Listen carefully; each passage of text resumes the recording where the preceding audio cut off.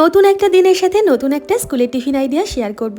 অনেকেই কমেন্ট করে বলেছেন যে টিফিনে পিঠে নাকি দিতে নেই, মানে পিঠে নিয়ে যাত্রা করতে নেই। আমরাও জানি কথাটা, তবে বড়দের কাছে শুনেছি পিঠে যদি বাড়ি থেকে একটু খেয়ে তারপর ওটা নিয়ে যাত্রা করা হয় তাহলে ওটা কিন্তু অশুভ না। তাই আমি টিফিনে পিঠেটা দিই।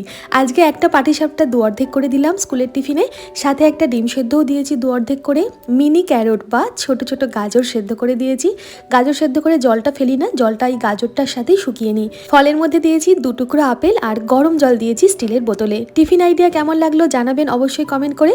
স্কুলে যাওয়ার সময় আজকে মিঠাই খেয়ে গেছে গরম গরম ভাত, আর দুপুরের জন্য রান্না করেছিলাম মুসুরির ডাল টমেটো দিয়ে, এটা কাঁচা টমেটো দিয়ে মুসুরির ডাল, ধনেপাতাও দিয়েছি, সর্ষে শুকনো লঙ্কা তেজপাতা ফোড়ন দিয়ে রান্না করেছিলাম। আমাদের জন্য ইলিশ মাছের ঝোল করেছি, কিন্তু ওই ইলিশ মাছ খায় না, ওর জন্য চট করে একটা রুই মাছ ভেজে দিয়েছি, সাথে একটু কুমড়ো ভাজা দিয়েছি আর কয়েকটা ফুলকপি ভাজা দিয়েছি। আজকের ভিডিও ভালো লাগলে লাইক কমেন্ট শেয়ার করতে ভুলবেন না। ধন্যবাদ।